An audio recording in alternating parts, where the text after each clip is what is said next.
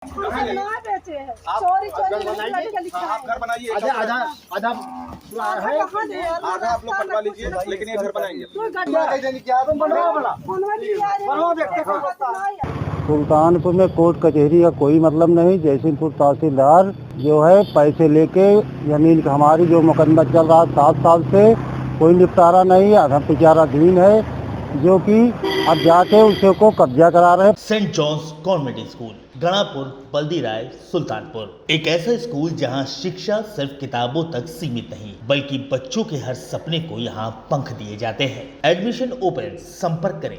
सुना आपने किस तरह ये बुजुर्ग अधिकारियों पर शर्मनाक आरोप लगा रहे हैं। इनका सीधा इल्जाम है कि तहसीलदार ने रिश्वत लेकर इनकी जमीन पर किसी और का कब्जा करवा दिया, जबकि पिछले 7 सालों से तहसील में इनका मुकदमा चल रहा है, जिसे दरकिनार करते हुए तहसीलदार ने पुलिस की मौजूदगी में इनका घर तुड़वाया और जमीन विपक्षियों को सौंप दी। बुजुर्ग की परेशानी और सिस्टम की कारिस्तानी की गवाही देता यह मामला सुल्तानपुर जिले के मोतीगरपुर थाना इलाके के कर्माजीतपुर गांव का है, जहां रहने वाले राकेश शुक्ला का आरोप है कि उनकी जमीन पर उनके ही पट्टीदारों ने दावा ठोक दिया था, जिसका मुकदमा पिछले 7 सालों से जयसिंहपुर तहसील में चल रहा है। राकेश शुक्ला का आरोप है कि बीती 26 अप्रैल के रोज पंचायत हुई, जिसमें उनकी बातों को दरकिनार करते हुए उन्हें भगा दिया गया और उसके बाद तहसीलदार मयंक मिश्रा पुलिस के साथ उनके घर पहुंचे। राकेश का आरोप है कि तहसीलदार ने पुलिस के साथ मिलकर उनका घर गिरवा दिया और उस पर पट्टीदारों का कब्जा करवा दिया।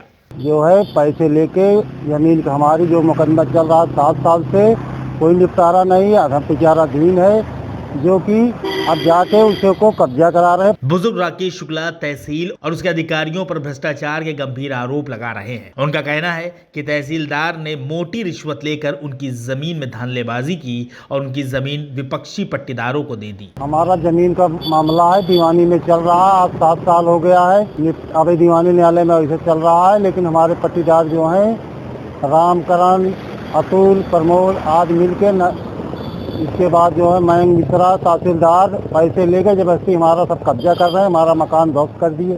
क्या कोई नोटिस कुछ मिला था आपको? कुछ नहीं मिला सर, जबरदस्ती करके पैसे के बल पे पुलिस को लेके पूरा कब्जा कर ले रहे हैं। कोई सुन नहीं जा रहा वहाँ, ना मैंने थाना दिया, तहसील दिवस पे दिया, कोई न इसको सुनता नहीं है, सब वही रिपोर्ट लगा के भेज देते कागज में। तहसीलदार को लेकर के क्या कहना है आपका? तहसीलदार को हमें वहाँ तत्काल उनके ऊपर कार्रवाई करनी चाहिए। तहसीलदार न्याय को नहीं कर रहे हैं, पैसे लेके पैसे भूखे हैं, भ्रष्टाचार कर रहे हैं सब तहसीलदार वहाँ पे। जब आप जाते हैं इंसाफ मांगने तो आपसे क्या कहा जाता है? वहाँ कहते हैं कुछ नहीं होगा, जाओ हो गया रिपोर्ट। जब मैं दरखास्त देगा तो रिपोर्ट वहाँ लगाए, एक बार फोटो ले लेंगे, उसके बाद रिपोर्ट लगती रहती है तहसील में। आप तो भगवा बेरदारी हो, दाढ़ी रखते हो, खुद एक योगी लग रहे हो, योगी की सरकार है। तो योगी नहीं, उनको पैसे चाहिए, भ्रष्टाचार पैसे वहाँ से उनको चाहिए, योगी को कोई राज नहीं चल रहा उनके लिए।